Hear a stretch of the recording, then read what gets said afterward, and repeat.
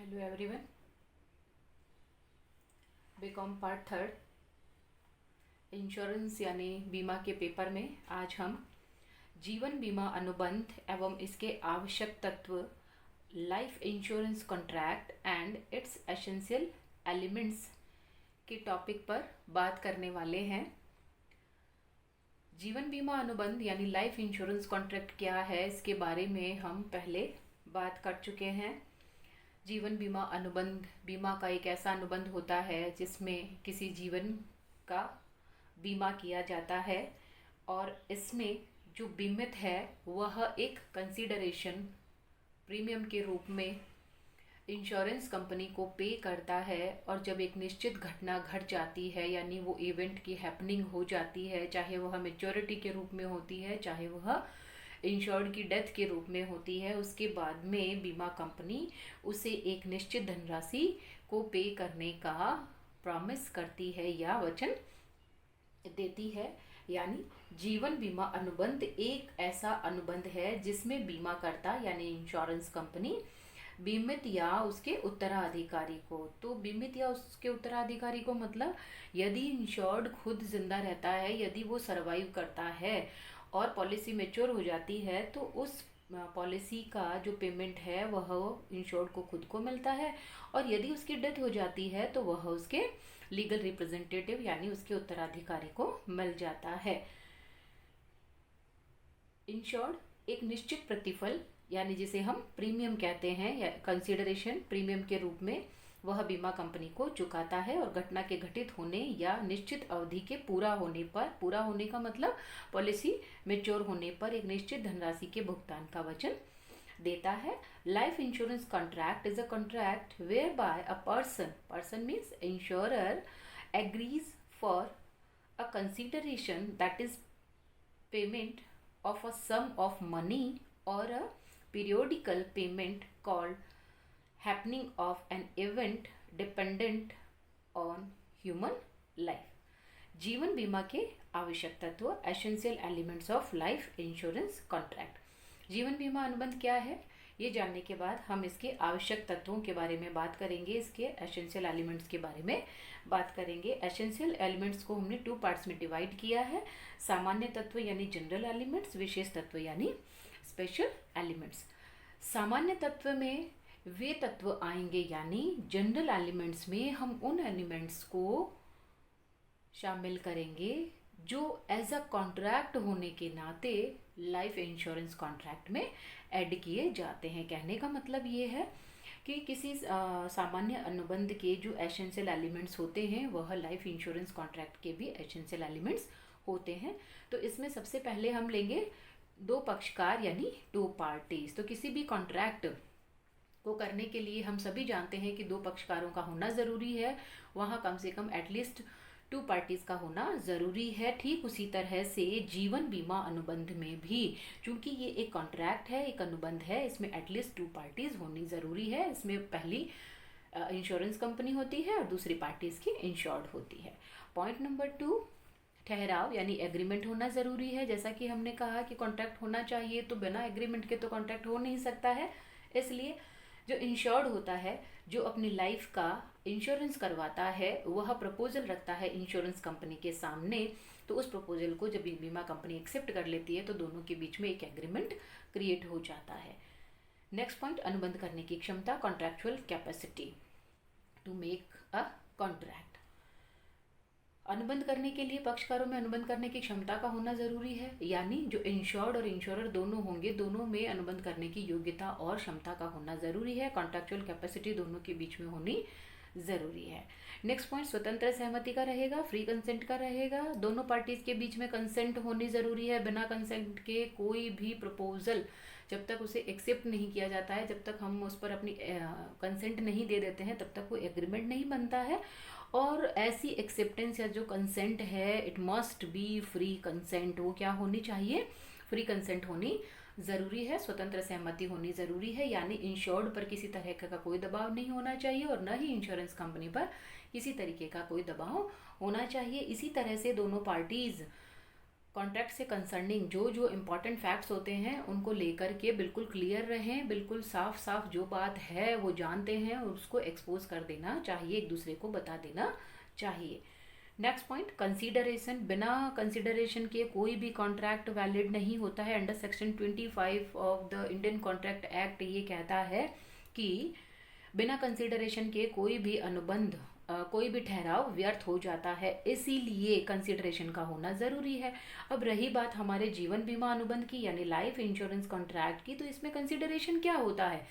इसमें कंसीडरेशन बीमा कंपनी के लिए होता है वो प्रीमियम जो उसे इंश्योर्ड पे करता है, और इंश्योर्ड के लिए कंसीडरेशन बीमा कंपनी का वो प्रॉमिस होता है, वो वचन होता है जिसमें वो ये कहती है कि जब घटना घटित हो जाएगी तो वह उसे एक निश्चित राशि का भुगतान कर देगी।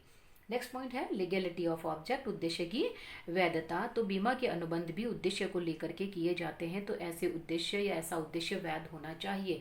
तो इंश्योर्ड का जो पर्पस है वो भी वैध होना चाहिए और इंश्योरेंस कंपनी का पर्पस भी लीगल होना ज़रूरी है। नेक्स्ट पॉइंट, औपचारिकताओं का पालन, ऑब्जर्वेशन ऑफ फॉर्मेलिटीज़। तो चूंकि बीमा का जो अनुबंध होता है वह रिटर्न में होता है और इसका एक प्रेस्क्राइब्ड प्रोफार्मा होता है, तो जिन जिन फॉर्मेलिटीज़ की रिक्वायरमेंट्स होती है वो फॉर्मेलिटीज़ पूरी होनी बहुत ही ज़रूरी होती है। जब तक वो फॉर्मेलिटीज़ पूरी नहीं हो जाती है तब तक बीमा का अनुबंध कंप्लीट हुआ नहीं माना जाता है। अब हम आते हैं अपने मेन पॉइंट नंबर 2 में, विशेष तत्व यानी स्पेशल एलिमेंट्स। स्पेशल एलिमेंट्स में लाइफ इंश्योरेंस कॉन्ट्रैक्ट के बारे में ये कहा जाता है कि जो स्पेशल एलिमेंट्स हैं इसमें बीमा के कुछ सिद्धांतों को एक्सेप्ट किया गया है जो सिर्फ और सिर्फ जीवन बीमा अनुबंध में लागू होते हैं। तो यहाँ पर 2 प्रिंसिपल्स हैं। फर्स्ट वन इज पूर्ण सद्विश्वास का सिद्धांत यानी अटमोस्ट गुड फेथ, और सेकंड वन इज बीमा योग्य हित इंश्योरेबल इंटरेस्ट। तो जीवन बीमा अनुबंध के विशेष आवश्यक तत्वों में पहला पूर्ण सद्विश्वास यानी अटमोस्ट गुड फेथ ये कहता है कि इंश्योर्ड और इंश्योरेंस कंपनी दोनों के बीच में गुड फेथ का पालन होना बहुत ज़रूरी है, दोनों को एक दूसरे पर विश्वास होना जरूरी है। क्योंकि ये विश्वास पर आधारित कॉन्ट्रैक्ट होता है, इसलिए इंश्योर्ड और इंश्योरेंस कंपनी दोनों को ही एक दूसरे से कुछ भी नहीं छिपाना चाहिए, और ऐसी बात तो उन्हें बिल्कुल नहीं छिपानी चाहिए जो उस कॉन्ट्रैक्ट के डिसीजन पर इम्पैक्ट डालती हो। यानी मान लीजिए XY कंपनी से अपने लाइफ का इंश्योरेंस करवाता है और X शराब पीता है, और जिस समय प्रपोजल फॉर्म भरा जाता है उसमें एक कॉलम ये है कि क्या आप शराब पीते हैं या आपको शराब की आदत है, तो उसमें यदि वो क्रॉस लगाता है तो ये ठीक नहीं है, क्योंकि उसे पूर्ण सद्विश्वास के सिद्धांत का पालन करते हुए इसमें जो भी उसकी हैबिट्स हैं, जो भी उसको रोग हैं, जिन चीज़ों को लेकर उसका ट्रीटमेंट चल रहा है वो उसे बता देना ज़रूरी है। नेक्स्ट पॉइंट है बीमा योग्य हित इंश्योरेबल इंटरेस्ट। तो जीवन बीमा कॉन्ट्रैक्ट के बारे में एक बात ये कही जाती है कि उसी जीवन का बीमा कराया जा सकता है जिसमें इंश्योर्ड का इंश्योरेबल इंटरेस्ट होता है। यदि किसी लाइफ में इंश्योर्ड का इंश्योरेबल इंटरेस्ट न हो तो जीवन बीमा कंपनी ऐसे प्रपोजल को एक्सेप्ट करने से मना कर देती है, क्योंकि वह सिर्फ उसी जीवन का बीमा करती है जिसमें इंश्योर्ड का इंश्योरेबल इंटरेस्ट होता है।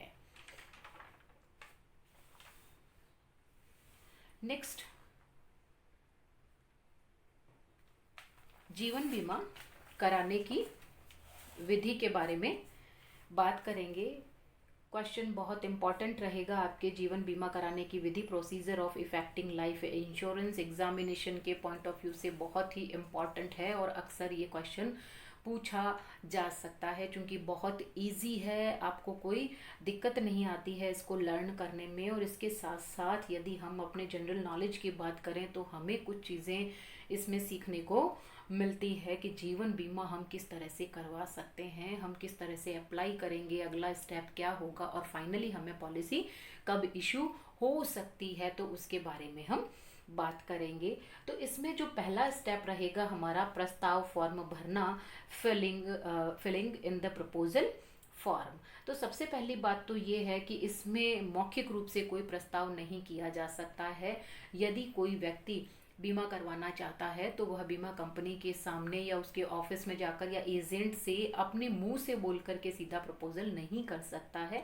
बकायदा इसका एक प्रेस्क्राइब्ड प्रोफॉर्मा होता है, एक फॉर्म होता है, जिस फॉर्म में इंश्योर्ड से कंसर्निंग सारी डिटेल्स उसको भरनी होती है और उस फॉर्म के थ्रू ही वह बीमा कंपनी के सामने प्रस्ताव रख सकता है। तो यहाँ पर प्रस्ताव फॉर्म भरने से कंसर्निंग जो पहली फॉर्मेलिटी है, जो पहला स्टेप है, वो उसे पूरा करना होता है। अब सवाल ये उठता है कि उस प्रस्ताव फॉर्म में होता क्या है। तो उस प्रस्ताव फॉर्म में जो प्रपोजर होता है, यानी जो प्रस्ताव करने वाला है, या हम यूँ कहें कि जिसको इंश्योरेंस करवाना है, उसकी पूरी डिटेल होती है। डिटेल इन द सेंस उसका नाम, फादर नेम, उसका एड्रेस, उसका बिजनेस, उसकी फैमिली के बारे में, उसके मैरिटल स्टेटस के बारे में, उसके अलावा उसकी हेल्थ के बारे में, उसकी फैमिली की हिस्ट्री के बारे में, उसकी जो हैबिट्स हैं उसके बारे में सारी डिटेल्स उसमें पूछी जाती हैं। वह गवर्नमेंट जॉब में है या प्राइवेट जॉब में है, वह इनकम टैक्स पे करता है या नहीं करता है, इस तरह की जो सारी डिटेल्स होती हैं वह उसे इसी फॉर्म में भर के देनी होती है। पॉइंट नंबर 2 कहता है प्रस्तावक द्वारा घोषणा, डिक्लेरेशन बाय प्रोपोनेंट। तो प्रोपोनेंट जब ये प्रपोजल फॉर्म भर कर देता है तो लास्ट में एक डिक्लेरेशन होता है। वो इस बात का होता है कि ऊपर जो भी उसने डिटेल उस फॉर्म में भरी है वह उसकी नॉलेज में बिल्कुल करेक्ट है, उसने किसी भी बात को छिपाया नहीं है। इस तरह का डिक्लेरेशन उसे देना होता है। नेक्स्ट पॉइंट नंबर 3, आयु का प्रमाण पत्र, प्रूफ ऑफ एज। तो प्रूफ ऑफ एज भी उसे पेश करनी पड़ती है। प्रूफ ऑफ एज इसलिए भी देना ज़रूरी होता है कि आपको पॉलिसी कितने सालों तक के लिए दी जा सकती है, प्रीमियम का कैलकुलेशन किस तरह से किया जाएगा, उसके लिए भी ज़रूरी है। और जब आप पॉलिसी ले लेंगे और उसके बाद में जब कभी भी क्लेम आता है, चाहे वो डेथ क्लेम आता है, चाहे वो मैच्योरिटी क्लेम आता है, तो उस समय प्रूफ का एज होना बहुत ज़रूरी है। तो प्रूफ का एज तो आपको हर हाल में चाहिए ही चाहिए। यदि आप अभी नहीं देते हैं तो at the time of claim आपको देना पड़ता है। तो बेहतर यही रहता है कि प्रूफ ऑफ एज इसमें दे दिया जाए। तो आजकल प्रूफ ऑफ जो एज है वह उसका 10th का सर्टिफिकेट हो सकता है, उसका बर्थ सर्टिफिकेट हो सकता है, या जो आधार कार्ड वगैरह में यदि आपकी डेट ऑफ बर्थ है तो वो भी उसमें शामिल की जा सकती है। नेक्स्ट पॉइंट रहेगा एजेंट को फॉर्म सौंपना, submitting form to agent. Agent को फॉर्म सौंप देना। अब एजेंट आपके पास पॉलिसी के लिए आता है, वही आपके लिए प्रस्ताव फॉर्म लेकर आता है। तो जो प्रस्ताव फॉर्म आपने भरा है, जो जो कंसर्निंग डॉक्यूमेंट्स उसमें लगाए हैं, वो लगाने के बाद में पूरा जो फॉर्म है एज इट इज़ आप अपने एजेंट को दे देते हैं। नेक्स्ट पॉइंट, चिकित्सा जांच, मेडिकल एग्जामिनेशन। यदि पॉलिसी की रिक्वायरमेंट है कि आपका मेडिकल एग्जामिनेशन करवाया जाना ज़रूरी है तो उस केस में आपका मेडिकल एग्जामिनेशन भी करवाया जाता है। इसमें मैं आपको एक एग्जांपल कोट करना चाहूँगी कि यदि आप टर्म पॉलिसी लेते हैं या अवधि बीमा पत्र लेते हैं तो उस केस में, टर्म पॉलिसी के केस में, बिना मेडिकल एग्जामिनेशन आपकी पॉलिसी नहीं की जा सकती है। तो प्रपोजल फॉर्म भरने के साथ साथ आपका मेडिकल चेकअप भी करवाया जाता है और इसके लिए इनके खुद के डॉक्टर्स होते हैं, खुद के हॉस्पिटल्स होते हैं जहाँ पर आपकी कौन कौन सी जांच की जानी है वो जांच की जाती है। नेक्स्ट पॉइंट है एजेंट द्वारा रिपोर्ट बाय द एजेंट। जब मेडिकल एग्जामिनेशन हो जाता है, रिपोर्ट्स आ जाती हैं, तो वो रिपोर्ट साथ में लगती है और रिपोर्ट्स को देखते हुए, आपके प्रपोजल फॉर्म को देखते हुए, आपकी कैरेक्टर को देखते हुए, आपकी हैबिट्स को देखते हुए, आपके जॉब को देखते हुए एजेंट उस पर अपनी रिपोर्ट करता है कि प्रपोजल कंसिडरेबल है या नहीं है। नेक्स्ट पॉइंट, प्रस्ताव पत्र का निरीक्षण, स्क्रूटनी ऑफ द फॉर्म। प्रस्ताव पत्र का निरीक्षण ऑफिस में किया जाता है। जिस ऑफिस में आपका प्रपोजल फॉर्म सबमिट होता है वहाँ पर इसकी स्क्रूटनी होती है। स्क्रूटनी का मतलब उसमें जो जो इन्फॉर्मेशन आपने भरी है अकॉर्डिंग टू रूल है कि नहीं है, जो जो डॉक्यूमेंट्स उन्होंने चाहे हैं वो डॉक्यूमेंट्स उन्होंने दिए हैं या नहीं दिए हैं, वो सारी डिटेल्स वहाँ पर चेक होती है, इसे ही हम स्क्रूटनी बोलते हैं। नेक्स्ट पॉइंट है प्रीमियम जमा करवाना, डिपॉजिटिंग प्रीमियम। अब बीमा कंपनी आपको कहती है कि जब आपका प्रस्ताव की स्क्रूटनी, प्रपोजल फॉर्म की स्क्रूटनी हो जाती है तो उसके बाद में आपको एक मैसेज आता है कि आप अपना प्रीमियम डिपॉजिट करवा दीजिए, और आप अपना प्रीमियम डिपॉजिट करवाते हैं। नेक्स्ट पॉइंट है प्रस्ताव का पंजीयन, टू रजिस्टर्ड द प्रपोजल। अब आपके प्रस्ताव का पंजीयन यानी उसका रजिस्ट्रेशन कर लिया जाता है बीमा कंपनी के जिस ऑफिस में आपका प्रपोजल जाता है, वहाँ पर जो रजिस्टर मेंटेन है उस तरह की पॉलिसीज़ के लिए वहाँ उसको रजिस्टर्ड कर लिया जाता है। नेक्स्ट पॉइंट, संबंधित विभाग के पास प्रस्ताव भेजना, sending proposal to the appropriate department. It is very important for us, क्योंकि पॉलिसी किस तरीके की है, पहली बात। दूसरी बात, पॉलिसी का अमाउंट कितना है उस पर डिपेंड करता है कि उसे कहाँ भेजा जाएगा, ब्रांच ऑफिस भेजा जाएगा या डिविजनल ऑफिस भेजा जाएगा, उस हिसाब से उसको वहाँ पर भेज दिया जाता है। नेक्स्ट पॉइंट, प्रस्ताव पर निर्णय करना, डिसीजन ऑन द प्रपोजल। अब यहाँ पर फाइनल डिसीजन होना होता है कि इस प्रस्ताव को स्वीकार किया जाए या नहीं किया जाए। तो ऐसी स्थिति में जब प्रपोजल पर सारी चीज़ें पॉजिटिव होती है, उस पर किसी तरह का कोई ऑब्जेक्शन नहीं होता है, तो उसे हाँ कर दिया जाता है, अदरवाइज उसे मना भी किया जा सकता है। इसके अलावा नेक्स्ट पॉइंट रहेगा अपना रसीद भेजना, लेटर ऑफ एक्सेप्टेंस और रिग्रेट। दो चीज़ें इसमें आती है। यदि प्रपोजल एक्सेप्ट हो जाता है तो प्रीमियम की रसीद इशू कर दी जाती है, और यदि प्रपोजल को एक्सेप्ट नहीं किया जाता है तो आपकी जो प्रीमियम आपने जमा की है वो वापस दे दी जाती है, और उसके साथ लेटर ऑफ रिग्रेट जारी कर दिया जाता है कि इन कारणों के चलते आपके प्रपोजल को एक्सेप्ट नहीं किया जा सकता है। नेक्स्ट पॉइंट रहेगा बीमा पत्र भेजना। लास्ट स्टेप है ये सेंडिंग पॉलिसी।